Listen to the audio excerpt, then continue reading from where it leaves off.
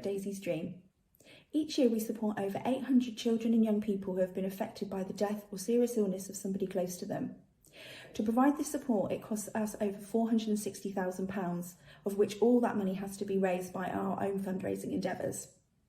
This work is incredibly vital to children and young people and their families. Here are two people that we have supported to show you exactly why our work is so vital.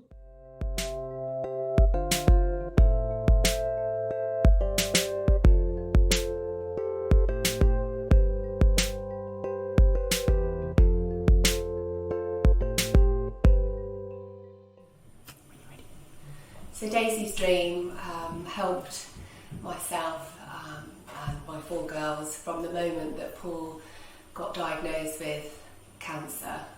We were told in the hospital he had 2 weeks left to live, and at that point I didn't know how to tell my 4 girls that their daddy was going to die in a couple of weeks.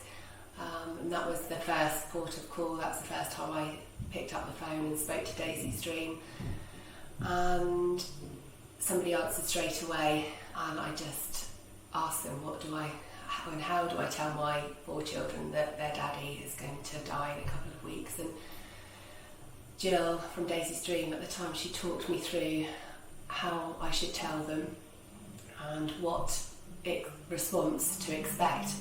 She said they'll probably cry initially and then they'll go off and play, and that's exactly what they did do. She said to be led by them with the questions that will come afterwards.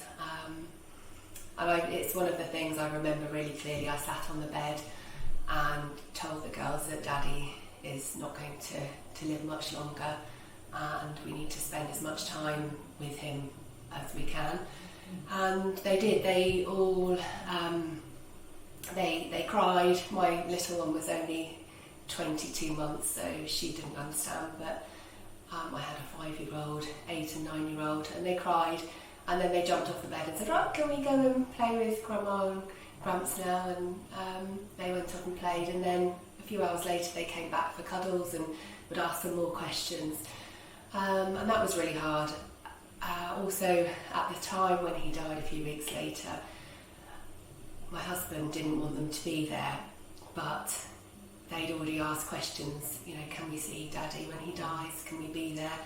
And I didn't want to push them away. I spoke to Jill again from Daisy's Dream. I picked up the phone, and she just taught me through how what to say around, how to talk to them around death, and that's absolutely fine. If they want to be there, then they can be there. So yeah, the girls, my 2 older ones, were there when he died, and I talked to them about it now, and they're really pleased that they weren't shut out. They asked to be there, and they've got some nice memories surrounding that. And then from there on, over the last 5 years, Daisy's Dream have been there. We built memory boxes together. They've gone into schools to talk to the girls, and they've supported me to support them over the years, and it's just been such a lifeline knowing that they're there at the end of the telephone, or come to visit in person when I need somebody to talk to and I need to know how to support my children. And 5 years on, we're in a really positive place. I never thought we'd be in this place, but we are, and that's all down to Daisy's Dream and the support that they've given us as a family.